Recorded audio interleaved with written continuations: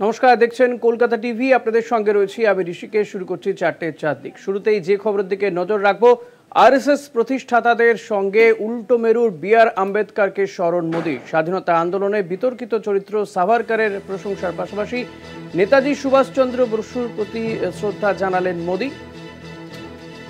RSS প্রতিষ্ঠাতাদের সঙ্গে উল্টো মেরুর বি.আর. আম্বেদকরকে স্মরণ মোদী। স্বাধীনতা আন্দোলনে বিতর্কিত চরিত্র সাভারকরের প্রশংসার পাশাপাশি নেতাজি সুভাষচন্দ্র বসুর প্রতি শ্রদ্ধা জানালেন মোদী। সঙ্গে সদর দপ্তরে ভাষণে শ্রদ্ধার্ঘ্য প্রধানমন্ত্রী নরেন্দ্র মোদীর।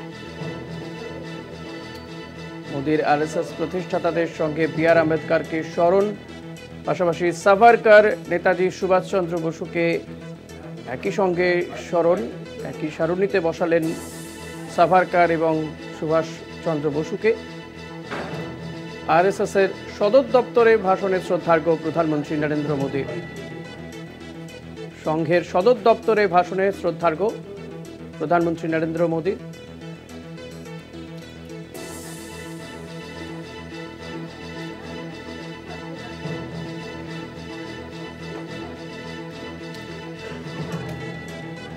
এই নিয়ে আমরা কথা বলবো, আমাদের প্রতিনিধি জয়ন্ত চৌধুরী রয়েছেন তার সঙ্গে।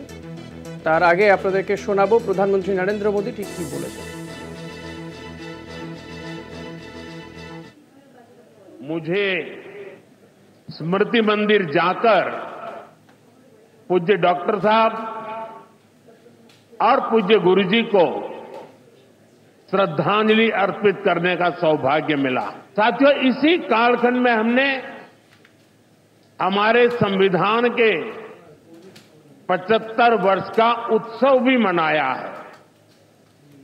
अगले ही महीने संविधान निर्माता बाबा साहब आंबेडकर जी की जयंती भी है। आज मैंने दीक्षा भूमि पर बाबा साहब को नमन किया है, उनका आशीर्वाद लिया है। अंडमान के द्वीप जहां वीर सावरकर ने राष्ट्र के लिए यातनाएं सही, जहां नेताजी सुभाष बाबू ने आजादी का बिगुल फूंका, उन द्वीपों के नाम भी अब आजादी के नायकों की याद में रखे गए हैं।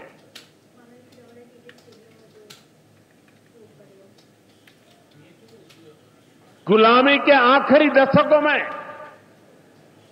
डॉक्टर साहब और गुरुजी जैसे महान व्यक्तित्वों ने इसे नई ऊर्जा देने का काम किया। आज हम देखते हैं राष्ट्रीय चेतना के संरक्षण और संवर्धन के लिए जो विचार बीज 100 साल पहले बोला गया, वो महान वटवृक्ष के रूप में आज दुनिया के सामने है। सिद्धांत और आदर्श इस वटवृक्ष को ऊंचाई देते हैं। लाखों करोड़ों स्वयंसेवक इसकी टहनी, ये कोई साधारण वटवृक्ष नहीं, राष्ट्रीय स्वयंसेवक संघ भारत पवित्र पर्व शुरू। আমাদের প্রতিনিধি জয়ন্ত চৌধুরী রয়েছেন। জয়ন্তদা, যেটা জানতে চাইবো আপনার কাছ থেকে, যে প্রধানমন্ত্রী নরেন্দ্র মোদী তিনি একই সঙ্গে সাভারকর এবং সুভাষচন্দ্র বসুকে স্মরণ করলেন, প্রায় একই সারণীতে নিয়ে চলে এলেন। পাশাপাশি একেবারে আরএসএস এর উল্টো মেরু বি.আর. আম্বেদকর, তাকেও তিনি আরএসএস এর সদর দপ্তরে দাঁড়িয়ে স্মরণ করলেন, শ্রদ্ধা জানালেন। এই বিষয়টাকে কিভাবে দেখছেন? রাজনৈতিক ব্যাখ্যা যদি জানা হয়। হ্যাঁ, সেটা হচ্ছে প্রথমত হচ্ছে আরএসএস এর দপ্তরে মোদীর যাওয়াটাই একটা অত্যন্ত রাজনৈতিকভাবে একটা তাৎপর্যপূর্ণ ঘটনা। এর আগে কোনো প্রধানমন্ত্রী, মানে বিজেপির এর অতীত প্রধানমন্ত্রী ছিলেন এর আগে অটল বিহারী বাজপেয়ী, তিনিও কোনোদিন যাননি। আর এই এত বছরে 2014 সালে ক্ষমতায় ওঠার পর থেকে মোদী, তিনি প্রাক্তন প্রচারক আরএসএস, তবে কোনোদিনই তিনি আরএসএস সদর দপ্তরে যাননি। এটা একটা দিক। দ্বিতীয় বিষয় হচ্ছে আজকে তিনি আরএসএস এর ভূয়সী প্রশংসা করলেন দেশ গঠনে 100 বছরের আরএসএস 1925 সালে আরএসএস জন্ম হয়েছিল। এই 100 বছরে তিনি দেশ গঠনে বারে বারে আরএসএস এর প্রচুর প্রশংসা করেছেন। কিন্তু আমরা জানি যে আরএসএস কিন্তু খুব বিতর্কিত, অন্তত ভারত রাষ্ট্রের দ্বারা একাধিকবার তাদেরকে নিষিদ্ধ ঘোষণা করা হয়েছিল। আরএসএস এর এই বিতর্কিত ভূমিকা কোনো বিষয়টাই তিনি গেলেন না। তিনি বললেন দেশ গঠনে আরএসএস সব থেকে অগ্রণী ভূমিকা নিয়েছেন, এবং বলতে গিয়ে আজকে যেটা করলেন সেটা হচ্ছে তিনি আরএসএস এর প্রতিষ্ঠাতা ডক্টর হেডগেওয়ার এবং তার দ্বিতীয় সরসংঘ চালক বা সংঘ প্রধান ছিলেন গুরুজি তারা বলে থাকেন, অর্থাৎ গোয়ালওয়ালকার, তাকেও যখন যেভাবে সম্মান জানালেন ঠিক একই সঙ্গে তিনি তার উল্টো মেরু, অর্থাৎ যেখানে হিন্দুত্ববাদী আরএসএস এর উল্টো মেরুতে রয়েছেন সংবিধান প্রণেতা বি.আর. আম্বেদকর, তাকেও তিনি শ্রদ্ধা জানালেন একই সঙ্গে।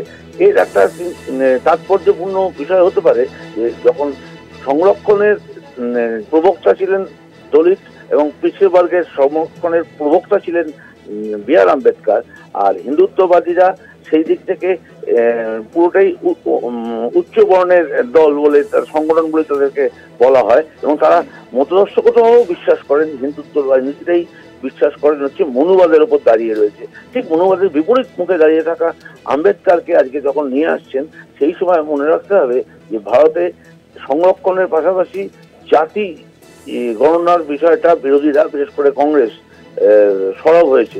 সেই সময় আম্বেদকরকে সামনে নিয়ে এসে একই সঙ্গে একটা মনুবাদীদের যখন শ্রদ্ধা জানাচ্ছেন, তখন মনুবাদ বিরোধী একটি চরিত্র তাকেও সঙ্গে একসঙ্গে নিয়ে আসা, এই সমস্তটার পেছনে একটা রাজনৈতিক কৌশল রয়েছে বলেই মনে করা হচ্ছে। ধন্যবাদ জয়ন্ত দা। কথা বলছিলাম প্রতিনিধি জয়ন্ত চৌধুরীর সঙ্গে।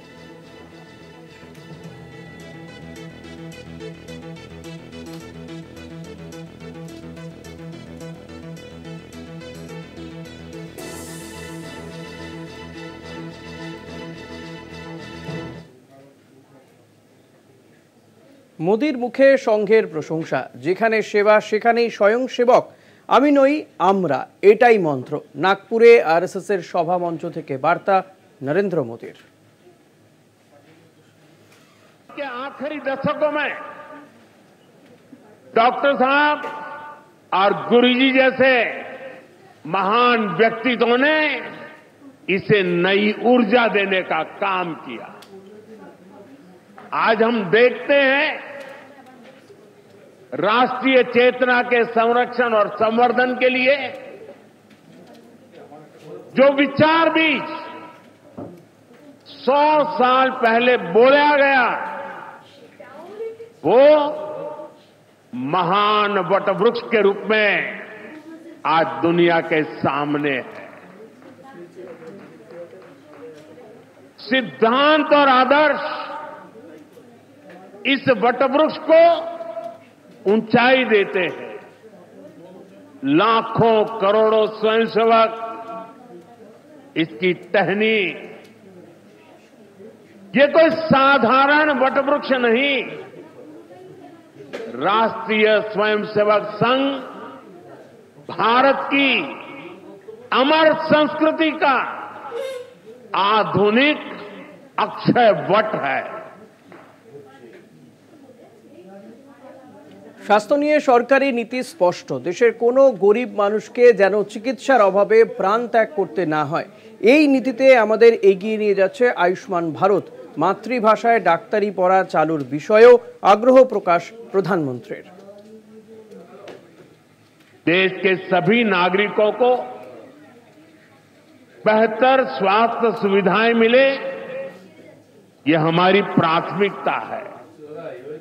देश में गरीब से गरीब को भी अच्छे से अच्छा इलाज मिले, कोई भी देशवासी जीवन जीने की गरिमा से वंचित न रहे, अपना जीवन देश के लिए दे चुके बुजुर्गों को इलाज की चिंता उनको सताती न रहे, उस परिस्थिति में उनको जीना न पड़े। और ये सरकार की नीति है और इसलिए आयुष्मान भारत के कारण आज करोड़ों लोगों को मुफ्त इलाज की सुविधा मिल रही है। हजारों जन औषधि केंद्र देश के गरीबों को, मध्यम वर्गीय परिवारों को सस्ती दवाएं दे रहे हैं। देश में ऑपरेशनल एम्स की संख्या भी 3 गुना बढ़ाई है। देश में मेडिकल सीट्स भी 2 गुनी हुई है। प्रयास यही है कि आने वाले समय में लोगों की सेवा के लिए ज्यादा से ज्यादा डॉक्टर्स और अच्छे डॉक्टर्स उपलब्ध हो। इस देश का गरीब का बच्चा भी डॉक्टर बन सके, उसके सपने पूरे हो सके। इसलिए विद्यार्थियों को अपनी मातृभाषा में डॉक्टर बनने की सुविधा हमने उपलब्ध कराई। শুভেন্দু গড়ে খাতা খুলতে পারল না BJP. Kanthi agricultural and rural development ব্যাংকের ভোটে জয়ী তৃণমূল। তৃণমূল কংগ্রেস সেখানে জয়ী হচ্ছে। 78টি আসনেই জয়লাভ করেছে তৃণমূল কংগ্রেস। শুভেন্দু গড়েই খাতা খুলতে পারল না BJP. Kanthi agricultural and rural development ব্যাংকের ভোটে জয়ী হয়েছে তৃণমূল কংগ্রেস। 78টি আসনেই জয়লাভ করেছে Trinamool. Kanthi agricultural and rural development ব্যাংকের ভোটে জয়ী তৃণমূল। শুভেন্দু গড়ে খাতাই খুলতে পারল না ভারতীয় জনতা পার্টি। 78টি আসনের মধ্যে 78টিতেই জয়লাভ করেছে ঘাসফুল শিবির। Kanthi agricultural and rural development ব্যাংকের যে ভোট ছিল এখানে 78টি আসনে 78টি আসনেই কিন্তু পরাজিত হয়েছে বিজেপি, জয়লাভ করেছে Trinamool Congress. Kanthi agricultural and rural development ব্যাংকের ভোটে জয়ী তৃণমূল। শুভেন্দু গড়ে খাতাই খুলতে পারল না বিজেপি।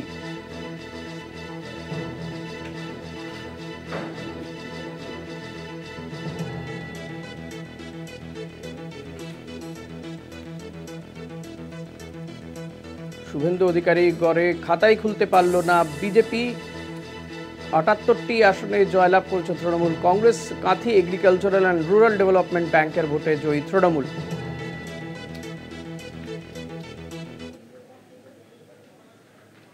উড়িষ্যার কটকের কাছে ট্রেন দুর্ঘটনাগ্রস্ত সবরমতী ও কামাখ্যা এক্সপ্রেস। লাইনচ্যুত ট্রেনের 11টি বগি, যে ছবি আপনারা দেখতে পাচ্ছেন, বিকট শব্দে আতঙ্কের লাইনে নেমে যান যাত্রীরা। দুর্ঘটনাগ্রস্ত কামাখ্যা ও সবরমতী এক্সপ্রেস। লাইনচ্যুত ট্রেনের 11টি বগি, যে ছবি আপনারা দেখতে পাচ্ছেন, আতঙ্কে লাইন নেমে পড়েন ট্রেনের যাত্রীরা। বিকট শব্দে আতঙ্কে লাইনে নেমে যান যাত্রীরা।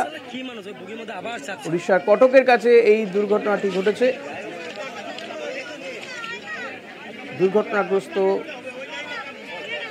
সবরমতী কামাখ্যা এক্সপ্রেস, 11টি বগি লাইনচ্যুত হয়ে যায়। বিকট শব্দে আতঙ্কে লাইনে নেমে যান যাত্রীরা।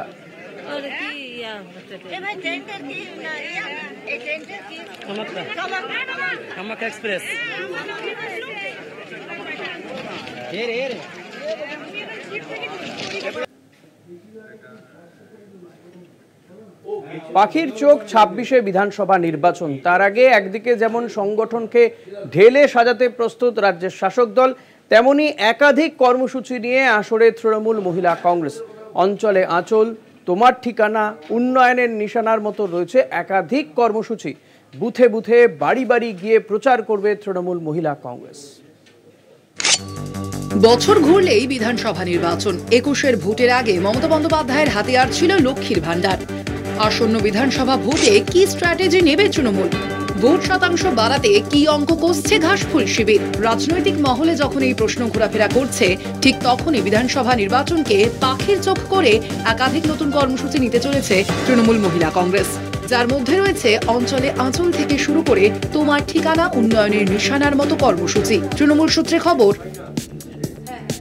1 এপ্রিল থেকে শুরু হবে মহিলা তৃণমূলের নয়া কর্মসূচি অঞ্চলে আঁচল। চলবে 15 মে পর্যন্ত। রাজ্যের সব ব্লক, পুর এলাকায় 5টি করে সভা হবে। 16 মে থেকে 30 জুন পর্যন্ত চলবে তোমার ঠিকানা উন্নয়নের নিশানা কর্মসূচি। দিদি মহিলাদের সাথে, মহিলাদের পাশে, এই প্রচারপত্র প্রতি বুথে বাড়িতে বাড়িতে বিলি করা হবে। ভোটে বাজিমাত করতে মুখ্যমন্ত্রী মমতা বন্দ্যোপাধ্যায় যেমন সংখ্যালঘু ভোটকে হাতিয়ার করেছে, তেমনই প্রাধান্য দিয়েছে মহিলা ভোটেও। কারণ মোট ভোটারের 50% কাছাকাছি মহিলা ভোটারই। জাতীয় নির্বাচন কমিশনের তথ্য অনুযায়ী এ রাজ্যে মোট ভোটারের সংখ্যা 7,96,96,165। তার মধ্যে মহিলা ভোটারের সংখ্যা 3,76,611। মোট ভোটারের 49.2% মহিলা ভোটার। এই মহিলা ভোট কেন্দ্রের উপর ভর করেই 21 বিধানসভা নির্বাচনে বিপুল ভোটে জয় পান মমতা বন্দ্যোপাধ্যায়। ভোটে জিতেই লক্ষ্মীর ভান্ডার ছাড়াও কন্যাশ্রী, রূপশ্রী, বিধবা ভাতা, বার্ধক্য ভাতার মতো একাধিক প্রকল্প চালু করে তৃণমূল সরকার। রাজনৈতিক বিশেষজ্ঞদের মতে গত কয়েক বছরে মহিলা ভোটের বড় অংশই গেছে তৃণমূলের ভোট বাক্সে। সেই ভোট ব্যাংককে টার্গেট করেছে বিজেপিও। এই আবহে মহিলা ভোট বাড়াতে আরও তৎপর তৃণমূল মহিলা কংগ্রেস। কলকাতা টিভি। মৃত্যুপুরী মায়ানমারে ভূমিকম্পে লাফিয়ে বাড়ছে মৃতের সংখ্যা 10,000 ছাড়ানোর আশঙ্কা। ধ্বংসস্তূপ সরিয়ে উদ্ধারের কাজ চলছে। 10 ঘন্টায় 14টি আফটার শক। মায়ানমারে ভূমিকম্পে 334টি পরমাণু বোমার সমান শক্তি নির্গত হয়েছে, যার ফলে আফটার শক চলতে পারে কয়েক মাস পর্যন্ত, জানিয়েছেন আমেরিকার ভূবিজ্ঞানী জেস ফিনিক্স।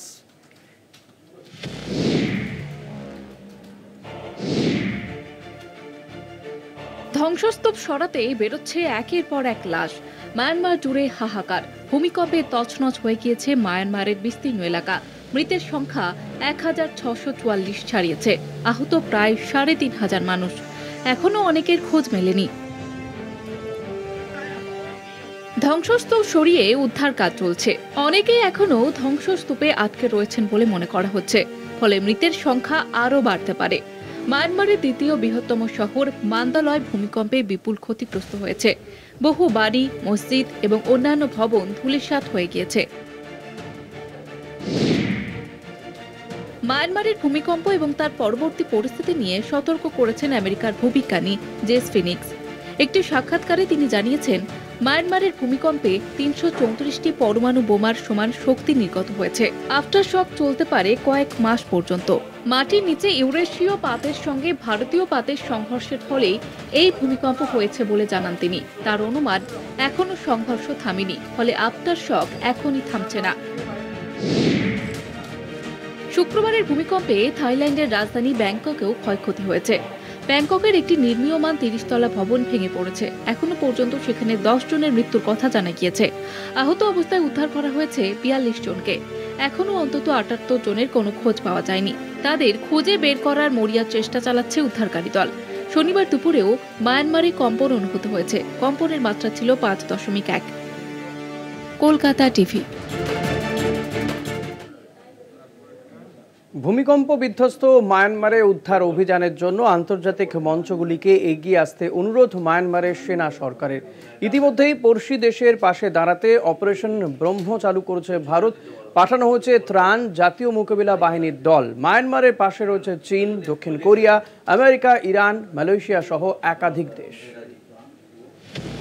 শুক্রবার 7.7 মাত্রার ভূমিকম্পে কেঁপে ওঠে মায়ানমার। তারপর কয়েক মিনিটের ব্যবধানে আফটার শক 6.7 মাত্রার। তাতেই তাসের ঘরের মতো ভেঙে পড়ে একের পর এক বহুতল।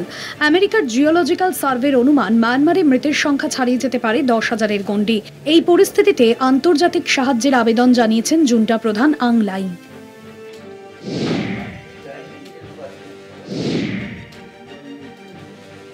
ভূমিকম্পে বিধ্বস্ত মায়ানমারের পাশে দাঁড়াতে ভারত সহ বিভিন্ন দেশ এগিয়ে এসেছে। ইতিমধ্যেই অপারেশন ব্রহ্ম চালু করেছে ভারত। ভারত থেকে 15 টন ত্রাণ সামগ্রী শনিবারই মায়ানমারে পৌঁছেছে বায়ুসেনার বিমান। ত্রাণ সামগ্রীতে রয়েছে খাবার, কম্বল, তাঁবু, স্লিপিং ব্যাগ, সোলার ল্যাম্প, জল পরিশোধক, ওষুধপত্র। জুন্টা সরকারের প্রধানকে ফোন করে সাহায্যের আশ্বাস প্রধানমন্ত্রী নরেন্দ্র মোদীর। আরও সাহায্যকারী বিমান মায়ানমারে পাঠানোর ভাবনা বিদেশ মন্ত্রকের। মায়ানমারে ভারতীয় জাতীয় বিপর্যয় মোকাবিলা বাহিনীর 80 জনের একটি দল। আহতদের এয়ারলিফট করে পাঠানো হচ্ছে ভারতীয় সেনার ফিল্ড হাসপাতালে।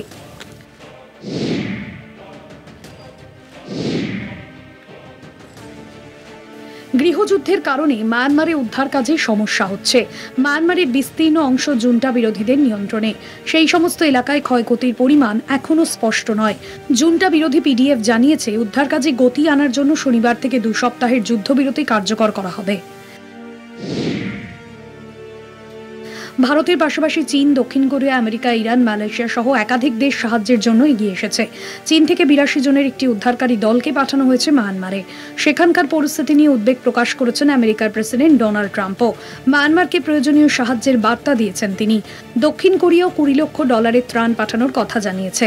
মায়ানমারে 49 জনের উদ্ধারকারী দল পাঠানোর সিদ্ধান্ত নিয়েছে মালয়েশিয়া। পাশে দাঁড়ানোর বার্তা দিয়েছে ইরান এবং ইন্দোনেশিয়া। কলকাতা টিভি।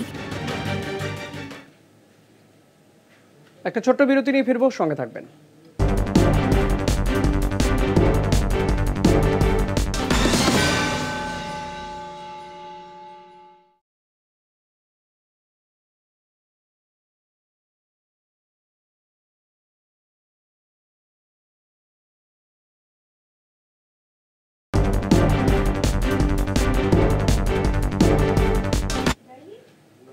ফার্মাসিউটিক্যাল ইন্ডাস্ট্রিতেও নেমে আসতে পারে ট্রাম্পের ট্যারিফের খাড়া। ওষুধেও শুল্ক চাপানোর ইঙ্গিত ট্রাম্পের।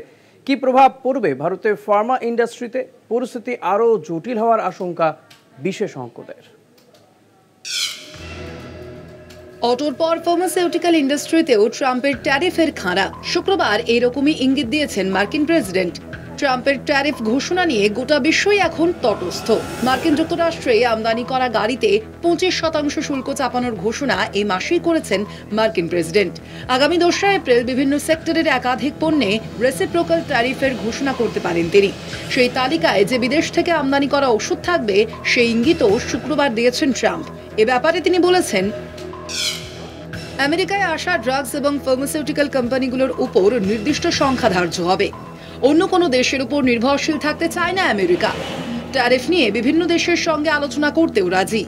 2 এপ্রিল রেসিপ্রোকাল ট্যারিফ ঘোষণার পরই আলোচনার সম্ভাবনা। মার্কিন মূলকে আমদানি করা ওষুধে ট্রাম্প যদি বড় অঙ্কের শুল্ক চাপান, তা প্রভাব ফেলতে পারে ভারতের ফার্মা কোম্পানিগুলিতে। গোটা বিশ্বে বিভিন্ন জেনেরিক মেডিসিন রপ্তানিতে প্রথম সারিতে রয়েছে ভারত। বিশ্বের মোট জেনেরিক ওষুধ রপ্তানির 20% করে ভারত। প্রায় 200টি দেশে ওষুধ রপ্তানি করে ভারতের বিভিন্ন ওষুধ প্রস্তুতকারক সংস্থা। জেনেরিক ওষুধের 70%ই বিদেশ থেকে আমদানি করে আমেরিকা। ভারত থেকে জেনেরিক ওষুধের প্রায় 50% আমদানি করে আমেরিকা। গত কয়েকদিন ধরেই ভারতের ফার্মা কোম্পানিগুলির স্টকের দাম পড়েছে। নিফটি ফার্মা সেক্টরাল ইন্ডেক্স শুক্রবার 0.65% কমে হয়েছে 21,137 টাকা। গত এক সপ্তাহে এই সূচক কমেছে প্রায় 2.26%। আগামী সপ্তাহে এই পরিস্থিতি আরও জটিল হওয়ার আশঙ্কা। ট্রাম্প যদি মোটা অঙ্কের শুল্ক ওষুধের উপর চাপান, তাহলে তার প্রভাব পড়তে পারে মার্কিন যুক্তরাষ্ট্রের স্থানীয় বাজারেও। কবে থেকে ফার্মা প্রোডাক্টে শুল্ক চাপাবেন, কত শতাংশ শুল্ক চাপাবেন তা স্পষ্ট করে জানাননি ট্রাম্প। তবে শীঘ্রই তা লাগু করা হবে বলে জানিয়েছেন। কলকাতা টিভি। বিরতি নিয়ে ফিরছি, সঙ্গে থাকবেন। শুভেন্দু করে খাতা খুলতে পারল না BJP. Kanthi agricultural and rural development ব্যাংকের ভোটে জয়ী তৃণমূল কংগ্রেস। 78টি আসনের মধ্যে 78টি আসনেই জয়লাভ করেছে তৃণমূল। কাথি এগ্রিকালচারাল ডেভেলপমেন্ট ব্যাংকে যে vote, agricultural and rural development ব্যাংকের ভোটে জয়ী তৃণমূল কংগ্রেস। শুভেন্দু করে খাতাই খুলতে পারল না ভারতীয় জনতা পার্টি। বিরোধী দলনেতা শুভেন্দু অধিকারীর গড় বলে পরিচিত সেই Kanthi agricultural and rural development ব্যাংকে যে ভোট ছিল, সেই ভোটে খাতাই খুলতে পারেনি বিজেপি। সবকটি আসনে জয়লাভ করেছে তৃণমূল কংগ্রেস। সমীরণ সাউ রয়েছেন আমার সঙ্গে টেলিফোনে। সমীরণ, শুভেন্দু অধিকারী গড় সেই কাঁথিতে কিনা কাঁথি এগ্রিকালচারাল অ্যান্ড রুরাল ব্যাংকের ভোটে একটাও আসন পেল না বিজেপি, কি বলছে তারা? একদমই ঠিক, যেটা কাঁথির যে এই ভোটের যে ফলাফল, এই ফলাফল সত্যি অবাক করেছে। কারণ এই কাঁথিতে কার ব্যাংকে দীর্ঘদিন ধরে কিন্তু চেয়ারম্যানের দায়িত্বে ছিলেন রাজ্যের বিরোধী দলনেতা শুভেন্দু অধিকারী, অর্থাৎ বর্তমানে যিনি বিজেপির বিরোধী দলনেতা হিসেবে রয়েছেন রাজ্যে। তো সেই জায়গায় কার্যত একটা শুধু অস্তিত্বের লড়াই ছিল তেমনটা নয়, প্রেস্টিজিয়াস ফাইটও ছিল। কিন্তু সেই জায়গায় দাঁড়িয়ে দেখা গেল যে ভোটের আগেই কিন্তু 14টি আসনে বিনা প্রতিদ্বন্দ্বিতা জিতে যায় তৃণমূল কংগ্রেস, অর্থাৎ এই 14টি আসনে প্রার্থী দিতে পারেনি বিজেপি। সেক্ষেত্রে বাকি যে 54টি আসন ছিল 13টি কেন্দ্রে গতকাল যখনই ভোট হয় তখন কিন্তু ভোট শুরুর পরেই বিভিন্ন অভিযোগ সামনে আসে, যেখানে দেখা যায় বিজেপির পক্ষ থেকে অভিযোগ করা হয় যে তৃণমূলের যারা কর্মী সমর্থক রয়েছে তারা বিজেপির সমর্থিত যে সমস্ত ভোটার রয়েছে তাদের কাছ থেকে ভোটার স্লিপ ছাড়িয়ে নিচ্ছে। আবার কোথাও কোথাও দেখা যায় যে বিজেপির বুথ ভাঙচুরের অভিযোগ এসছে সামনে। সেক্ষেত্রে এমন একটি অভিযোগের ক্ষেত্রে কিন্তু পাল্টা অভিযোগ শাসক দলের পক্ষ থেকেও ছিল। তারা যেমনটা জানাচ্ছিল যে বিজেপি যেহেতু কার্যত শুভেন্দু অধিকারীর গড় কাঁথি, তাই বিজেপি এখানে প্রভাব খাটিয়ে কটূক্তি করে উত্তপ্ত করছিল কর্মীদের, এবং যে কারণে অনেক জায়গায় বচসাও বেঁধেছে। তো সেক্ষেত্রে কিন্তু পর্যালোচনা করছে এখানকার যে সমস্ত রাজনৈতিক মহলের লোকজন রয়েছে, তারা বলছে যে শুভেন্দু অধিকারী তথা বিজেপির কাছে একটা প্রেস্টিজিয়াস ফাইট ছিল। যেমন এই ব্যাংকের বাগডোর বা ক্ষমতার বাগডোর হাতে পেতে মরিয়া ছিল রাজ্যের শাসক দল তৃণমূল কংগ্রেস, অপরদিকে একইভাবে বিজেপিও মরিয়া ছিল এই ব্যাংকের বাগডোর হাতে নিতে। অবশ্যই যখন ভোটের ফলাফল যখন প্রকাশ পায় সেক্ষেত্রে আমরা দেখতে পাই যে আগেই 14টি আসনে জিতেছিল শাসক দল তৃণমূল কংগ্রেস, তারপরেই কিন্তু বাকি যে কটি আসন অর্থাৎ 54টি আসনেও তারা জয়যুক্ত হয়। সেক্ষেত্রে বলা যেতে পারে যে অধিকারী গড়েই কিন্তু খাতা খুলতে পারলো না বিজেপি। সেক্ষেত্রে রাজনৈতিকবিদরা মনে করছে যে এই দক্ষিণকাঁথি বিধানসভার এমন একটি জায়গা যেখানে কিন্তু এখানে বিজেপির বিধায়ক রয়েছে, অর্থাৎ এখানে যে নির্বাচন হয়েছিল বিধানসভা নির্বাচনে সেখানে বিজেপি জয়যুক্ত হয়েছে। শুধু তাই নয়, এখানে 8টির মধ্যে 5টি গ্রাম পঞ্চায়েত বর্তমানে কিন্তু বিজেপির দখলে রয়েছে। সেরকম একটি জায়গায় এই যে ফলাফল, এটা সত্যি অবাক হয়েছে। বা শাসক দল তৃণমূল কংগ্রেসও হয়তো এতটা ফলাফল হবে বা এককভাবেই সম্পূর্ণ সমস্ত সিট জিতবে তারাও হয়তো আশা করেনি, অর্থাৎ তাদের কাছেও এটা অপ্রত্যাশিত ছিল। হ্যাঁ, সেই জায়গায় এই যে সাফল্য সেটা সত্যি অবাক করেছে। এবং বিজেপির পক্ষ থেকে যেমনটা আজকে রাজ্যের বিরোধী দল নেতা শুভেন্দু অধিকারী যেমনটা তিনি নন্দীগ্রামে তিনি জানাচ্ছেন যে 2021-এ কাঁথি পুরসভার ভোট লুট করেছিল তৃণমূল কংগ্রেস, সেখানে কিন্তু 2024-এর কিন্তু তার ফলাফল কিন্তু দিয়েছে সাধারণ মানুষজন। অপরদিকে আবার তিনি বলছেন যে হ্যাঁ। ধন্যবাদ সমীরণ, কথা বলছিলাম প্রতিনিধি সমীরণ সাউয়ের সঙ্গে।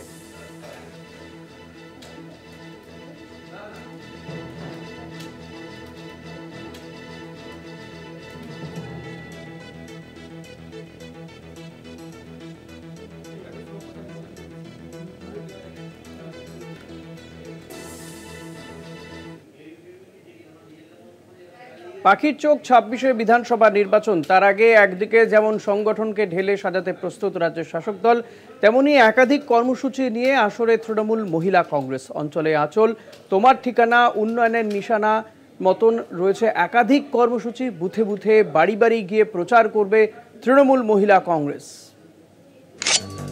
বছর ঘুরলেই বিধানসভা নির্বাচন। 21-এর ভোটের আগে মমতা বন্দ্যোপাধ্যায়ের হাতিয়ার ছিল লক্ষ্মীর ভান্ডার। আসন্ন বিধানসভা ভোটে কি স্ট্র্যাটেজি নেবে তৃণমূল? ভোট শতাংশ বাড়াতে কি অঙ্ক কষছে ঘাসফুল শিবির? রাজনৈতিক মহলে যখন এই প্রশ্ন ঘোরাফেরা করছে, ঠিক তখনই বিধানসভা নির্বাচনকে পাখির চোখ করে একাধিক নতুন কর্মসূচি নিতে চলেছে তৃণমূল মহিলা কংগ্রেস, যার মধ্যে রয়েছে অঞ্চলে আঁচল থেকে শুরু করে তোমার ঠিকানা, উন্নয়নের নিশানার মতো কর্মসূচি। তৃণমূল সূত্রে খবর, 1 এপ্রিল থেকে শুরু হবে মহিলা তৃণমূলের নয়া কর্মসূচি অঞ্চলে আঁচল। চলবে 15 মে পর্যন্ত। রাজ্যের সব ব্লক, পুরো এলাকায় 5টি করে সভা হবে। 16 মে থেকে 30 জুন পর্যন্ত চলবে তোমার ঠিকানা, উন্নয়নের নিশানা কর্মসূচি। দিদি মহিলাদের সাথে, মহিলাদের পাশে, এই প্রচারপত্র প্রতি বুথে বাড়িতে বাড়িতে বিলি করা হবে। ভোটে বাজিমাত করতে মুখ্যমন্ত্রী মমতা বন্দ্যোপাধ্যায় যেমন সংখ্যালঘু ভোটকে হাতিয়ার করেছে, তেমনই প্রাধান্য দিয়েছে মহিলা ভোটেও। কারণ মোট ভোটারের 50% কাছাকাছি মহিলা ভোটারই। জাতীয় নির্বাচন কমিশনের তথ্য অনুযায়ী এ রাজ্যে মোট ভোটারের সংখ্যা 7,96,96,165। তার মধ্যে মহিলা ভোটারের সংখ্যা 3,76,611। মোট ভোটারের 49.2% মহিলা ভোটার। এই মহিলা ভোট কেন্দ্রের উপর ভর করেই 21 বিধানসভা নির্বাচনে বিপুল ভোটে জয় পান মমতা বন্দ্যোপাধ্যায়। ভোটে জিতেই লক্ষ্মীর ভান্ডার ছাড়াও কন্যাশ্রী, রূপশ্রী, বিধবা ভাতা, বার্ধক্য ভাতার মতো একাধিক প্রকল্প চালু করে তৃণমূল সরকার। রাজনৈতিক বিশেষজ্ঞদের মতে গত কয়েক বছরে মহিলা ভোটের বড় অংশই গেছে তৃণমূলের ভোট বাক্সে। সেই ভোট ব্যাংককে টার্গেট করেছে বিজেপিও। এই আবহে মহিলা ভোট বাড়াতে আরও তৎপর তৃণমূল মহিলা কংগ্রেস। কলকাতা টিভি।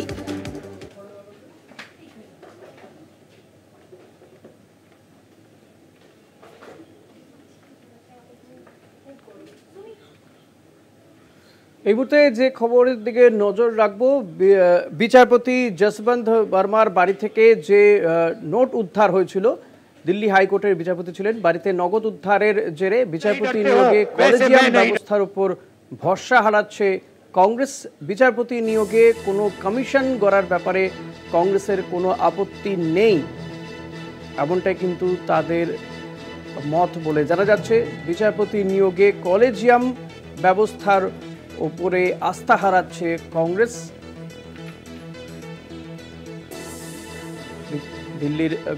দিল্লি হাইকোর্টের বিচারপতি যশবন্ত বর্মার বাড়ি থেকে যে নোটের বান্ডিল উদ্ধার হয়েছিল, যদিও সেগুলো খানিকটা পোড়া ছিল, কিছু নোটও উদ্ধার হয়েছিল, এই ঘটনা নিয়েই কিন্তু কলেজিয়াম ব্যবস্থার উপরে আস্থা হারাচ্ছে কংগ্রেস। এই নিয়ে আমরা কথা বলবো। Kolkata TV political editor Ashis Chattopadhyay রয়েছেন আমার সঙ্গে সরাসরি।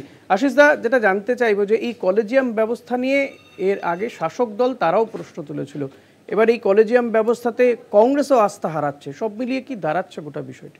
দেখো, এই যে বিচারপতি যশবন্ত বর্মার বাড়িতে যেভাবে টাকার পাহাড় উদ্ধার হয়েছে, তাই নিয়ে কিন্তু রাজনীতিতে এত চাঞ্চল্য তৈরি হয়েছে এবং বিচার ব্যবস্থাতেও, যা বহুদিন ভারতবর্ষে দেখা যায়নি।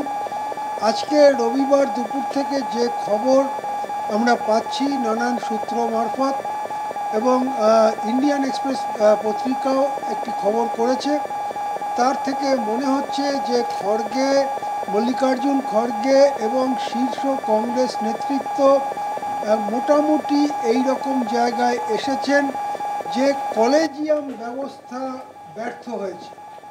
অর্থাৎ সুপ্রিম কোর্টের সিনিয়র মোস্ট কয়েকজন জজ, তাদের নিয়ে কলেজিয়াম তৈরি হয়, তারা বিচারপতি কে হবেন, কাদের অ্যাপয়েন্ট করা হবে সে ব্যাপারে সুপারিশ করেন এবং তার পরবর্তীকালে রাষ্ট্রপতি বিজ্ঞপ্তি জারি করেন। এই যে কলেজিয়াম ব্যবস্থা, এই কলেজিয়াম ব্যবস্থা ব্যর্থ হয়েছে বলে কংগ্রেস মনে করছে। একই ধরনের মনোভাব যেহেতু বিজেপিরও, সুতরাং দেশে একটি বিরল প্রায় কনসেনসাস রাজনীতির ক্ষেত্রে একটা ঐকমত্য গড়ে উঠতে চলেছে বলে অনেকে মনে করছেন। এটাই আমি বলছিলাম যে এই যে বিচারপতি নিয়ে, যে বিচারপতি নিয়োগের ক্ষেত্রে দিল্লি হাইকোর্টে যে আমরা দেখলাম যে বিচারপতি যশবন্ত বর্মার বাড়ি থেকে যে টাকার পাহাড় উদ্ধার হলো, এবং তারপরেই কিন্তু এই বিচারপতি নিয়োগ নিয়ে কলেজিয়াম ব্যবস্থা নিয়ে প্রশ্ন উঠছে, বিভিন্ন মাধ্যম থেকে প্রশ্ন উঠছে। যদিও এই কলেজিয়াম ব্যবস্থা নিয়ে দেশের শাসক দল বর্তমানে বিজেপিরও একটা প্রশ্ন ছিল, আর এবার একেবারে আপনি যেমনটা বলছেন যে বিরল ঘটনা ঘটছে যে প্রধান বিরোধী দল কংগ্রেস তারাও কিন্তু কার্যত এই কলেজিয়াম ব্যবস্থা নিয়ে প্রশ্ন তুলে দিয়েছেন। আশিস দা, এই জায়গাতেই জানতে চাইবো যে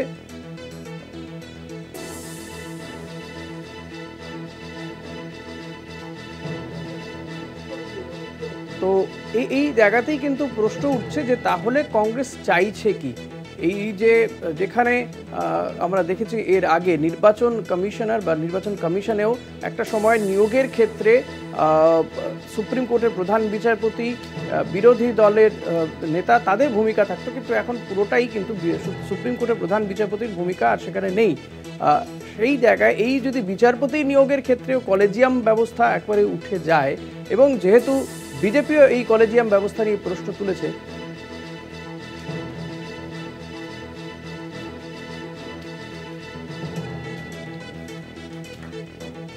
ফলত এই জায়গাগুলো নিয়ে কিন্তু দেখা যাচ্ছে যে একটা প্রশ্ন রয়ে যাচ্ছে যে তাহলে এর বিকল্প কি হতে পারে তা নিয়ে কিন্তু একটা প্রশ্ন থাকছে। আশিস দা, আপাতত আপনাকে অনেক ধন্যবাদ জানাবো। আমাদের সঙ্গে ছিলেন Kolkata TV political editor Ashis Chattopadhyay.